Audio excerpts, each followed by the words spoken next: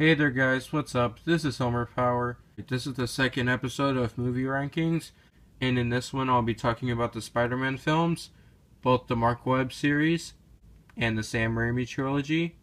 So my least favorite is The Amazing Spider-Man 2. I thought it was CGI heavy, really cartoonish at parts, and despite the fact that it's 141 minutes, I felt like it was rushed. But other than that, there were some fun action scenes. I really liked the costume design for Spider-Man. I liked the chemistry between Peter Parker and Gwen Stacy. There were some really great emotional scenes, especially in the final act. And despite this one being my least favorite Spider-Man film, I still found some enjoyment out of it. So I would have to give this one either a 6.5 or a 7 out of 10. My fourth favorite is Spider-Man 3. I didn't like the fact that they threw in Venom at the last 15 to 20 minutes of the film. The emo Peter Parker thing was weird, and so was the awkward love triangle between Peter and Mary Jane and Harry and Mary Jane.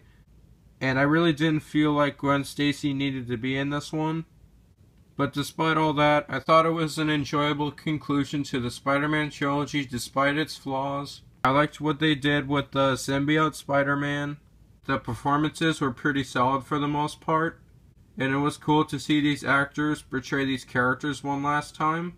I know a lot of people hate this one, and if you hate it, that's fine, but I thought it was enjoyable, so I would have to give this one a 7 out of 10. My third favorite is The Amazing Spider-Man. There were some slow moments here and there, and I really didn't care for the Spider-Man costume in this one, but I like how it's a different take on Spider-Man. I liked Andrew Garfield as Spider-Man. Emma Stone did a good job as Gwen Stacy, and it was cool to see the Lizard in live-action form for the first time. So I would have to give this one a 7.5 out of 10. My second favorite is Spider-Man. A lot of the visual effects don't hold up that well, but other than that, it is still a lot of fun to watch. It was very fast paced. Tobey Maguire did a great job as Peter Parker and Spider-Man. I liked Andrew Garfield's Peter Parker, but I prefer Tobey Maguire's version, even though I liked the way they portrayed Spider-Man equally. Willem Dafoe also did a great job as Norman Osborn and Green Goblin. And the last 20 minutes of this film where Spider-Man and Green Goblin are fighting was very entertaining. So I would have to give this one a 9 out of 10.